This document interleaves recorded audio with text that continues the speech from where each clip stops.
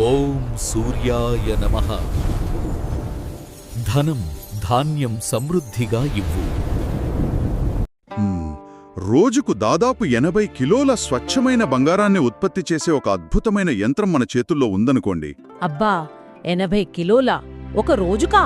అవునండి, రోజుకే. అంతేకాదు, ఆ యంత్రం మన దగ్గర ఉన్నంతకాలం మనకు ఎలాంటి జబ్బులు రావు, మన ఊరికి కరువు రాదు, ఎవరూ మనల్ని ఓడించలేరు. వినడానికి ఇదొక అద్భుతమైన కలలాగా ఉంది కదా. ఖచ్చితంగా. కానీ మన పురాతన గ్రంథాలలో సరిగ్గా ఇలాంటి శక్తిలే ఉన్న ఒక పరికరం గురించి చాలా స్పష్టంగా రాసి ఉంది. అవును. అయితే ఈ అంతులేని సంపద వెనుక ఒక భయంకరమైన షరతు కూడా ఉంది. ఈనాటి మన లోతైన విశ్లేషణలో మనం చర్చించబోయే కథ కేవలం ఒక మాయా రత్నానికి సంబంధించింది కాదు. అంటే భక్తి, అనంతమైన సంపద, మానవ సహజమైన లోభం. అవును, అలాగే ధర్మం. ఈ అంశాల మధ్య ఉన్న ఒక సంక్లిష్టమైన సంబంధాన్ని మన మూలాధారాలు ఎలా విశ్లేషిస్తున్నాయో శ్రోతలకు అర్థమయ్యేలా చేయడమే మన ఈనాటి విశ్లేషణ ఉద్దేశం. నిజమే. ఆధునిక కాలంలో మనం శక్తి గురించి మాట్లాడుకునేటప్పుడు ఎలక్ట్రిసిటీ లేదా ఇంధనాల గురించి ఆలోచిస్తాం. కానీ మన సౌర కుటుంబం మొత్తానికి శక్తినిచ్చే ఒక అతిపెద్ద విశాలమైన విశ్వపు బ్యాటరీ ఆకాశంలో ఉంది. అదే సూర్యుడు. ఎగ్జాక్ట్లీ. సూర్యుడు కేవలం కాంతిని మాత్రమే ఇవ్వడు, ప్రాణాన్ని, జీవశక్తిని కూడా ఇస్తాడు. సరే, ఈ విషయాన్ని లోతుగా విశ్లేషిద్దాం. ఆ సూర్య భగవానుడి దివ్యకృప, శమంతకమడి పుట్టుక గురించి మన ఆధారాలు ఏం చెబుతున్నాయో చూద్దాం. ఇక్కడ అత్యంత ఆకర్షణీయమైన విషయమేమిటంటే, పురాతన వేదాలు సూర్యుడిని వర్ణించిన తీరు. ఒక అద్భుతమైన వాక్యముంది, ఆదిత్యః సర్వలోకానాం చక్షుః అని. ఓహో, అంటే దానర్థం? అంటే సూర్యుడు ఈ ప్రపంచం మొత్తానికి ఒక కన్ను లాంటివాడు అని. ఇంట్రెస్టింగ్. చూడండి, సాధారణంగా తత్వశాస్త్రంలో దేవుడిని మనం చూడలేము అంటాం.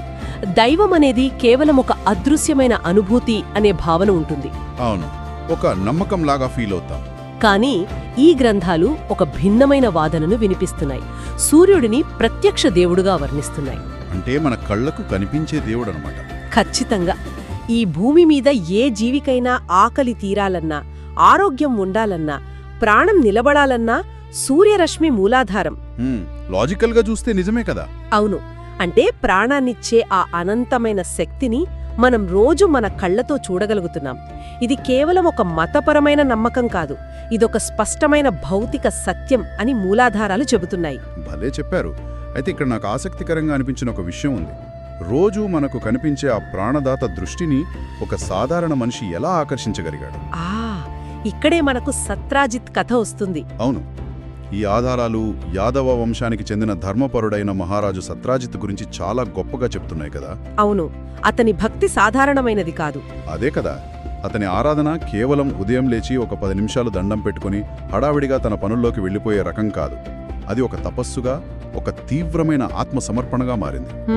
తన ఉనికిని, తన శరీరాన్ని సైతం మర్చిపోయి సూర్యుడు కోసం తపస్సు చేశాడని ఈ కథనాలు వివరిస్తున్నాయి. ఇక్కడే మనం భక్తికి, కోరికకు మధ్యున్న వ్యత్యాసాన్ని అర్థం చేసుకోవాలి. అంటే ఎలాగంటారు? అంటే అతను ఒక కోరికల చిట్టా పట్టుకుని తపస్సుకు కూర్చోలేదు. నాకు అది కావాలి, ఇది కావాలి అని అడగలేదు. తనను తాను పూర్తిగా ఆ విశ్వశక్తికి అంకితం చేసుకున్నాడు. ఓహో! ఈ మూలాధారాలు ఆ తపస్సు యొక్క తీవ్రతను చాలా లోతుగా విశ్లేషించాయి. ఒక సాధారణ అలవాటుగా మొదలైన ఆరాధన ఒక ఫ్రీక్వెన్సీలాగా మారి విశ్వంతో ఎలా అనుసంధానమవుతుందో సత్రాజిత్ సాధన చెబుతుంది. వావ్, ఒక ఫ్రీక్వెన్సీలాగా. అవును. ఆ స్వచ్ఛమైన ఆత్మసమర్పణకు ప్రతిస్పందనగా సూర్యభగవానుడు ఒకరోజు అతనికి ప్రత్యక్షమయ్యాడు. ఆకాశం అగ్నిలా మెరుస్తూ వేల సూర్యుల కాంతితో ఆ దృశ్యం సాక్షాత్కరించిందని గ్రంథాలు వర్ణిస్తున్నాయి. ఈ వర్ణన గురించి కొంచెం లోతుగా ఆలోచిస్తే నిజంగా భయం వేస్తోంది గదా. ఎందుకు భయం? అంటే చూడండి, వేల సూర్యుల కాంతిని ఒకేసారి చూడటమంటే మాటలా. దాన్ని భౌతికంగా ఊహించుకుంటే ఎలాంటి కంటి రక్షణ లేకుండా నేరుగా ఒక న్యూక్లియర్ రియాక్టర్ కోర్లోకి చూసినట్టుంటుంది. అబ్బా, కరెక్ట్గా చెప్పారు. ఆ అపారమైన రేడియేషన్, ఆ కాంతి ఒక సాధారణ మనిషి తట్టుకోలేడు. అందుకే కదా సత్రాజిత్తు ఆ కాంతిని తట్టుకోలేక కళ్ళు మూసుకుంటాడు. అవునవును. అప్పుడు సూర్యుడు తన శక్తిని, కాంతిని తగ్గించి ఒక సహజమైన రూపంలో దర్శనమిస్తాడు. అయితే ఇక్కడ నాకొక బలమైన సందేహం వస్తోంది. ఏంటది? సూర్యుడు వరం కోరుకోమన్నప్పుడు సత్రాజిత్ అడిగిందేమిటి? అతను ఒక రాజు కదా. హ్మ్, ఒక రాజుకి సహజంగా సామ్రాజ్యాలు కావాలి, శత్రువులేను రాజ్యం కావాలి, లేదా అంతులేని ఖజానా కావాలి. కాని అతను అవన్నీ వదిలేసి మీ కృపచిహ్నం కావాలి అని అడిగాడు. అవును. ఇదొక విధంగా ఒక రాజుకి అమాయకత్వం అనిపించదా? అంత గొప్ప అవకాశం వచ్చినప్పుడు స్పష్టంగా నాకు ఫలానాది కావాలి అని అడగకుండా ఇలా ఒక సింబల్ ఆఫ్ గ్రేస్ని అడగడం వెనుక ఉన్న తర్కమేమిటి? పైకి చూస్తే అది అమాయకత్వంలాగే కనిపిస్తుంది, కాని దాని వెనుక చాలా లోతైన ఒక అవగాహన ఉంది. అంటే అతను కావాలనే అలా అడిగాడంటారా? ఖచ్చితంగా. సత్రాజిత్తు మనస్తత్వాన్ని మనం విశ్లేషిస్తే అతను దేవుడితో ఒక వ్యాపార లావాదేవీ చేయడం లేదు. నేను నీకు ఇన్ని సంవత్సరాలు పూజ చేశాను కాబట్టి దానికి ప్రతిఫలంగా నాకు ఈ భౌతిక వస్తువు ఇవ్వు అని అడగలేదు. రైట్, బిజినెస్ డీల్ కాదు. అవును, కృపచిహ్నం అడగడం అంటే ఆ అనంతమైన శక్తి తన పట్ల సానుకూలంగా ఉందనడానికి ఒక ప్రతీకను కోరుకోవడం. ఒక సాధారణ ఉదాహరణ చెప్పుకుందాం. చెప్పండి. మీకు నీళ్లు కావాలంటే ఒక బావిని అడగొచ్చు, కాని వర్షాన్ని కురిపించే మేఘం మీ సొంతమైతే ఇక బావులతో పనేముంటుంది? అబ్బా, భలే చెప్పారు. మేఘం సొంతమైతే నీటి కోసం వెతకాల్సిన అవసరం లేదు. అదే కదా, సత్యమైన భక్తి అంటే ఏదో ఆశించి చేసేది కాదని ఇది నిరూపిస్తుంది. ఎక్కడైతే దైవకృప ఉంటుందో అక్కడ సంపద, రక్షణ దానంతట అవే వస్తారన్న మూల సూత్రాన్ని ఆయన విశ్వసించాడు. సృష్టికర్తను వదిలేసి సృష్టిలోని చిన్న చిన్న వస్తువులను కోరుకోవడం అజ్ఞానమని ఆ రాజుకు తెలుసు. సూపర్ లాజిక్ ఇది. సరే, సత్రాజిత్తు కోరిన ఆ కృప చిహ్నం అతనికి ఎలా దొరికిందో చూద్దాం. ఆ దైవికమైన కృప ఒక భౌతిక వస్తువుగా మారినప్పుడు ఏం జరిగింది? సూర్యుడు తన మెడలో ఉన్న ఒక అద్భుతమైన రత్నాన్ని తీసి సత్రాజిత్తుకు ఇచ్చాడని ఈ గ్రంథాలు చెబుతున్నాయి. అదే ఈ మొత్తం కథను మలుపు తిప్పిన స్యమంతక మణి.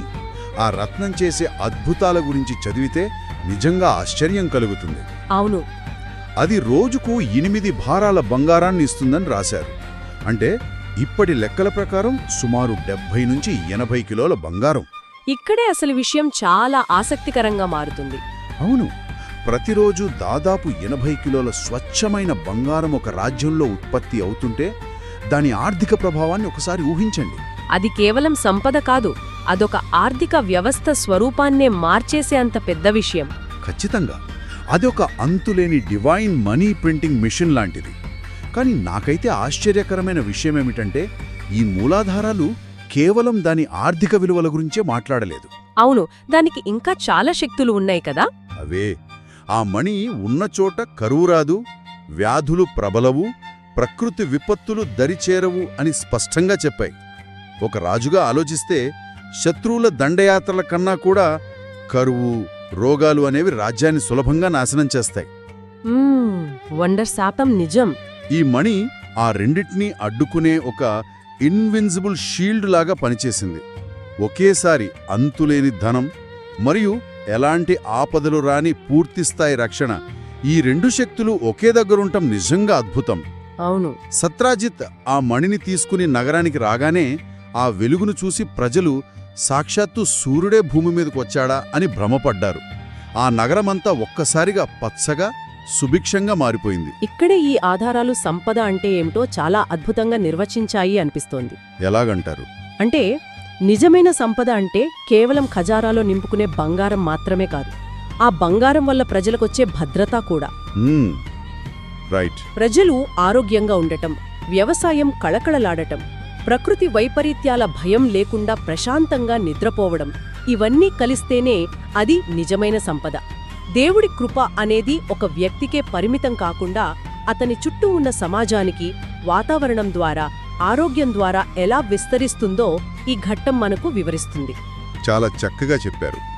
అయితే కథ ఇక్కడితో ఆగిపోతే అదొక అద్భుతమైన సుఖాంతమయ్యేది. అంతే కదా, అన్నీ ఉన్నప్పుడు ఇంకేం కావాలి? అదే, ఒక రాజుకి అనంతమైన సంపద వచ్చింది. శత్రుభయం లేదు, వ్యాధులు లేవు, ఇక ఆ రాజ్యానికి తిరుగులేదు. మనుషులు హాయిగా బతికేవచ్చు అనుకుంటాం. కానీ చరిత్ర ఏం చెప్తుందంటే మనిషికి అన్నీ ఉన్నప్పుడే అసలైన సమస్యలు మొదలవుతాయి. లోభం, స్వార్థం. ఎగ్జాక్ట్లీ. ఈ కథలో కూడా సరిగ్గా అదే జరిగింది. మూలాధారాలలో ఉన్న ఒక షరతు నన్ను చాలా ఆశ్చర్యానికి గురిచేసింది. ఆ మణి కేవలం వరం కాదు, అదొక ప్రమాదకరమైన పరీక్ష. అవును, ఆ కండిషన్ గురించి చెప్పండి. దాన్ని ఎవరైతే కలిగి ఉంటారో వారు దాన్ని ఎల్లప్పుడూ శుద్ధమైన మనసుతో పూజించాలి అని ఉంది. ఎవరైనా సరే లోభంతో, స్వార్థంతో లేదా అహంకారంతో దాన్ని ఉపయోగిస్తే ఆ మణి అద్భుతాలకు బదులుగా భయంకరమైన దుర్ఘటనలకు కారణమవుతుందంట. డిజాస్టర్స్ అన్నమాట. అవును. అంటే దీని అర్థమేమిటి? దేవుడు ఒక మనిషి భక్తికి మెచ్చి వరమిచ్చినప్పుడు ఆ వరంతో పాటే ఇంత పెద్ద ప్రాణ సంకటమైన షరతును ఎందుకు పెట్టాడు? ఆలోచించాల్సిన విషయమే. ఇది చాలా భయంకరమైన కండిషన్ కదా. ఒకవైపు అంతులేని బంగారం ఇస్తూనే మరోవైపు దాన్ని అనుభవించకుండా ఈ ప్యూరిటీ అనే కండిషన్ పెట్టడం దేవుడిదై ఎలా అవుతుంది? ఒక దైవికమైన వరం మన నైతికత తప్పితే మనకే ప్రాణ సంకటంగా మారుతుందా? ఇది చాలా తార్కికమైన ప్రశ్న. దీన్ని మనం విస్తృత కోణంలో చూస్తే మనం దీన్ని కేవలం ఒక మాయాజాలంలాగా కాకుండా ప్రకృతి ధర్మంగా చూడాలి. ఓహో, ప్రకృతి ధర్మమా? ఎలా? అంటే ఇక్కడ దేవుడు కావాలని ఒక శాపాన్ని పెట్టలేదు. ఇది యాంత్రికమైన లేదా భౌతికపరమైన నియమం లాంటిది. ఉదాహరణకు, మీ ఇంట్లోకి హై వోల్టేజ్ కరెంట్ వస్తుందనుకోండి. దాని తట్టుకునే సామర్థ్యం ఉన్న వైరింగ్ మీ ఇంట్లో ఉండాలి. ఖచ్చితంగా ఉండాలి. వైరింగ్ సరిగ్గా లేకుండా ఆ అనంతమైన శక్తిని ఇంట్లోకి వదిలితే ఏమవుతుంది? షార్ట్ సర్క్యూట్ అయి ఇల్లు కాలిపోతుంది. ఆ స్యమంతక మణి కూడా అలాంటి ఒక హై వోల్టేజ్ దైవిక శక్తి. అబ్బా, ఎంత గొప్ప అనాలజీ చెప్పారు. అవును. దాన్ని భరించాలంటే అదే స్థాయి స్వచ్ఛత, నిస్వార్థం ఆ మనిషి మనసులో ఉండాలి. పవిత్రమైన శక్తికి ఆ స్వచ్ఛత లోపించినప్పుడు అది వినాశనానికే దారితీస్తుంది. అంటే ఆ మణి స్వభావం ఎప్పుడూ మారదు, దాన్ని పట్టుకునే మనిషి స్వభావాన్ని బట్టి దాని ఫలితం మారుతుందన్నమాట. ఖచ్చితంగా. ఎక్కడ సంపద ఉంటే అక్కడ లోభం రావటం సహజం. సంపద పెరిగే కొద్దీ మనిషిలో అహంకారం, ఇదంతా నాదే అనే స్వార్థం పెరుగుతాయి. నిజమే. ఆ మణి విశ్వశక్తికి ప్రతీక. దానికి స్వార్థం తెలియదు. కానీ దాన్ని వాడే మనిషిలో స్వార్థం నిండినప్పుడు ఈ రెండు విరుద్ధమైన శక్తుల మధ్య ఘర్షణ జరుగుతుంది. ఆ ఘర్షణే మీరు చెప్పిన ఆ దుర్ఘటనలు. వావ్. ధనం తప్పు కాదు, ధర్మం లేకుండా ధనం తప్పు అని మూలాధారాలు స్పష్టంగా చెప్తున్నాయి. అంటే ధనాన్ని మనం ఎలా చూస్తున్నాం, సమాజం పట్ల మన బాధ్యతను ఎలా నిర్వర్తిస్తున్నాం అన్నదానిపైనే ఆ సంపద అమృతమవుతున్నా లేక విషమవుతుందా అనేది ఆధారపడి ఉంటుంది. దీన్ని బట్టి చూస్తే దేవుడు సంపద ఇచ్చినా దాన్ని నిలబెట్టుకునే బాధ్యత పూర్తిగా మనిషిదేని అర్థమవుతుంది. సంపదను సృష్టించడం కన్నా ఆ సంపదను భరించే అర్హతను సంపాదించుకోవడమే చాలా కష్టం అనిపిస్తోంది. ఖచ్చితంగా. సరే, ఇదంతా బాగుంది, కానీ అవన్నీ పురాణకాలపు విషయాలు. రోజుకు 80 కిలోల బంగారం ఇచ్చే శామంతక మణులు ఇప్పుడు మన దగ్గర ఎక్కడా లేవు కదా. మరి ఈ ప్రాచీన గాథ నేటి ఆధునిక జీవితాలకు, టెక్నాలజీ యుగంలో ఉన్న మనకు ఎలా వర్తిస్తుంది? ఆనాటి ఆ మణి కాన్సెప్ట్ ఈ రోజుల్లో మనకు ఏ పాఠం నేర్పుతుంది? ఇక్కడే మన ఆధారాలు ఈ కథను ఆధునిక కోణంలోకి చాలా చక్కగా మలిచాయి. ఎలా? ఆ మణి లేకపోయినా దాని తాలూకు ఫలితాలు మనకు కావాలంటే 3 సూత్రాలు పాటించాలని చెబుతున్నాయి. అవేంటి? కష్టపడి పనిచేయండి, భక్తితో జీవించండి, ధర్మంతో సంపాదించండి అని. సింపుల్ గా అనిపిస్తున్నా చాలా పవర్ఫుల్. అంతేకాదు, ప్రతిరోజు సూర్య నమస్కారం చేయడం అనేది కేవలం శారీరక వ్యాయామం కాదని, అది ఆ విశ్వశక్తితో మనం చేసే అనుసంధానం అని వివరిస్తున్నాయి. దీని ద్వారా ఆరోగ్యం, ఐశ్వర్యం, శక్తి అన్నీ లభిస్తాయి. సూర్యుడు కేవలం వెలుగు కాదు, జీవశక్తి, మార్గదర్శి, రక్షకుడు మరియు పోషకుడు అని స్పష్టం చేస్తున్నాయి. నిజమే. మనం చేసే పనే మన తపస్సు అయినప్పుడు మనం సంపాదించే ప్రతి రూపాయి స్యమంతకమణిలాగానే పవిత్రమైనది. కష్టపడి ధర్మంగా సంపాదించడమే ఆ మణి కోరుకున్న శుద్ధమైన మనస్సు. ఎగ్జాక్ట్లీ. మనం పురాణాలను కేవలం కట్టుకథల్లా కాకుండా మానవ పరిణామానికి అవసరమైన సైకాలజీగా చూడాలి. ఆ కాలంలో మణిని కాపాడుకోవడానికి శుద్ధమైన మనసు అవసరమని చెప్పారు. మరి నేటి కాలంలో అస్వచ్ఛత అంటే ఏమిటి? నైతికత. అవును. మనం చేసే పని పట్ల నిజాయితీ కలిగి ఉండటం. మనం సంపాదించే డబ్బు వెనుక ఇతరుల కన్నీళ్లు ఉండకూడదు. ఎవరినీ మోసం చేయకుండా మన వృత్తిని ధర్మంగా ఆచరిస్తూ సంపాదించడమే ఆధునిక యుగంలో శుద్ధమైన మనసు. ఎంత అద్భుతంగా చెప్పారు. భక్తి అంటే కేవలం గుడికి వెళ్లి దండం పెట్టుకోవడం, పూజలు చేయడం మాత్రమే కాదు. అదొక అంతర్గత శక్తి. మన పనులను నైతికంగా చేసుకుంటూ వెళ్లడమే నిజమైన ఆత్మసమర్పణ అని ఈ కథ ద్వారా స్పష్టమవుతోంది. ఇది ఒక ముఖ్యమైన ప్రశ్నను లేవనెత్తుతోంది మన ముందు. అదేంటి? మన జీవితంలో మనకున్న వనరులను, శక్తులను, మనకు లభించిన అధికారాన్ని మనం ఎలా వాడుతున్నాం? మనకి దొరికిన జ్ఞానాన్ని లేదా సంపదను 10 మందికి ఉపయోగపడేలా పవిత్రంగా వాడుతున్నామా? లేక ఇదంతా నాకొక్కడికే సొంతం కావాలనే లోభంతో ప్రవర్తిస్తున్నామా అనేది మనల్ని మనం వేసుకోవాల్సిన ప్రశ్న. నిజంగా గుండెకు హత్తుకునే ప్రశ్న ఇది. మూలాధారాలలో ఒక వాక్యముంది, వెలుగువైపు చూసేవారికి దైవం దారి చూపుతుంది అని. అంటే చీకటి వైపు కాకుండా, అంటే అజ్ఞానం లేదా లోభం వైపు కాకుండా, ఎల్లప్పుడూ సత్యం, ధర్మం అనే వెలుగువైపు మనం ప్రయాణిస్తే ఆ సృష్టికర్త మనకు నిరంతరం మార్గదర్శనం చేస్తాడని దీని అంతరార్థం. వావ్! మనం ఈనాటి చర్చను ఒకసారి క్రోడీకరిస్తే, సత్యమైన భక్తి, స్వచ్ఛత ఉన్నప్పుడు దైవం మనకు కేవలం భౌతికమైన కాంతిని మాత్రమే ఇవ్వదు. అది సంపదను, విపత్తుల నుండి రక్షణను మరియు మనిషికి అత్యంత అవసరమైన అంతర్గత శాంతిని ప్రసాదిస్తుందని ఈ ఆధారాలు మనకు చాలా స్పష్టంగా వివరించాయి. అవును. ధర్మం అనేది ఆ సంపదను కాపాడే కవచమని సత్రాజిత్తు కథ కళ్లకు కట్టినట్లు చూపించింది. అంతేకాదు, సంపద అనేది ఆధ్యాత్మికతకు వ్యతిరేకం కాదని కూడా ఇది నిరూపిస్తోంది. చాలా మందికి డబ్బు ఉంటే దైవభక్తి ఉండదు, లేదా దైవభక్తి ఉంటే డబ్బు సంపాదించకూడదు అనే ఒక అపోహ ఉంటుంది. అవునవును, అది చాలా కామన్గా వింటుంటాం. కానీ ధర్మబద్ధమైన సంపద సమాజానికి మేలు చేస్తుంది. లోభంతో కూడిన సంపద మాత్రమే వినాశనానికి దారితీస్తుంది. ఈ సత్యాన్ని మనం గ్రహించడం చాలా అవసరం. ఇదంతా వింటుంటే నాకొక కొత్త ఆలోచన వస్తుంది. చెప్పండి. మన మూలాధారాలు సూర్యుడిని ఎలాంటి పక్షపాతం లేని ప్రత్యక్ష దేవుడుగా వర్ణించాయి కదా. అవును. సూర్యుడు ప్రతిరోజూ ఉదయిస్తాడు. తన కాంతిని, వెచ్చదనాన్ని ధర్మపరుల మీద, లోభుల మీద సమానంగా ప్రసరిస్తాడు. పేదల మీద, ధనవంతుల మీద ఒకేలా వెలుగునిస్తాడు. సూర్యుడికి ఎలాంటి భేదాలు లేవు. నిజమే. కాని ఆ దేవుడు ప్రసాదించిన శ్యామంతక మణికి మాత్రం శుద్ధమైన మనసుతోనే వాడాలి అనే కఠినమైన షరతు ఎందుకుంది? అలా చేయకపోతే దుర్ఘటనలు జరుగుతాయని మాట్లాడుకున్నాం. అవును, ఇందాకే కదా చెప్పుకున్నాం. అదే, దీన్ని ఇంకొంచెం లోతుగా భౌతిక కోణంలో ఆలోచిస్తే బహుశా శ్యామంతక మణి తెచ్చే ఆ దుర్ఘటనలు దేవుడి శాపం కాదేమో అనిపిస్తోంది. ఇది చాలా ఆసక్తికరమైన కోణం.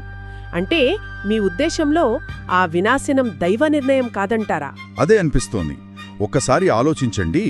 సూర్యుడి లక్షణం కాంతిని అందరికీ పంచడం. ఆ మణి సూర్యుడి అంశ. అంటే ఆ మణి ఉత్పత్తి చేసే అనంతమైన సంపద కూడా సమాజం మొత్తానికి చెందాల్సిన ఒక దైవిక కాంతి, ఒక విశ్వశక్తి. కరెక్ట్. కానీ మనిషి తన స్వార్థం కోసం, అహంకారంతో ఆ అనంతమైన శక్తిని ఒక చిన్న బీరువాలోనో తనొక్కడి గుప్పిట్లోనే బంధించాలని చూసినప్పుడు ఏం జరుగుతుంది? అందరికీ సమానంగా అందాల్సిన ప్రకృతి వనరులను ఒకే చోట బంధిస్తే ఆ శక్తి తట్టుకోలేక జరిగే సహజమైన విస్ఫోటనమే ఆ దుర్ఘటనల రూపంలో వస్తుందేమో కదా. దేవుడిచ్చిన ఈ అనంతమైన ప్రకృతిని 10 మందితో పంచుకోకుండా కేవలం మనకోసమే దాచుకోవడం వల్లే ఆ కష్టాలొస్తున్నాయా? మన చుట్టూ ఉన్న ప్రపంచానికి కాంతిని పంచాల్సిన మనమే ఆ కాంతిని ఒక చిన్న పెట్టెలో బంధిస్తే ఖచ్చితంగా విస్ఫోటనమే జరుగుతుంది కదా. నిజంగా అద్భుతమైన విశ్లేషణ ఇది. విశ్వానికి సంబంధించిన ఒక విస్తృతమైన శక్తిని వ్యక్తిగత స్వార్థం అనే చిన్న పరిధిలో కుదించడానికి ప్రయత్నించినప్పుడు ప్రకృతి సహజంగానే తిరగబడుతుంది. ఎగ్జాక్ట్లీ. బహుశా ఈ కథలోని అసలైన భౌతిక మరియు ఆధ్యాత్మిక సత్యం ఇదే కావచ్చు. మనిషి తన పరిమితులను మించి ప్రకృతిని జయించాలని చూసినప్పుడు ఆటోమేటిక్గా జరిగే వినాశనమది, దేవుడి శాపం కాదు. అవును. ఈనాటి మన విశ్లేషణ వింటున్న శ్రోతలు ప్రతి ఒక్కరూ ఈ ఆలోచనను ఒకసారి లోతుగా మననం చేసుకోండి. మనం ఒక విశాలమైన విశ్వపు బ్యాటరీ గురించి మాట్లాడుకుంటూ ఈ కథను మొదలుపెట్టాం. ఆ సూర్యుడు ప్రతిరోజు మనకు అనంతమైన శక్తిని ఉచితంగా ఇస్తున్నాడు. ఆ శక్తిని, మనకు లభించిన వనరులను మనం ఎలా స్వీకరిస్తున్నాం, సమాజంతో ఎలా పంచుతున్నాం, లేదా మన స్వార్థం కోసం ఎలా బంధిస్తున్నాం అన్నది పూర్తిగా మన చేతుల్లోనే ఉంది. ఖచ్చితంగా. మనిషి ధర్మం తప్పితే ఏ మణి కూడా కాపాడలేదన్న ఈ బలమైన వాస్తవంతో శ్రోతలను ఈ ఆలోచనతో వదిలి ఈరోజు మన ఈ ఆసక్తికరమైన లోతైన విశ్లేషణను ఇక్కడితో ముగిద్దాం. మళ్ళీ మరొక అద్భుతమైన అంశంతో కలుద్దాం.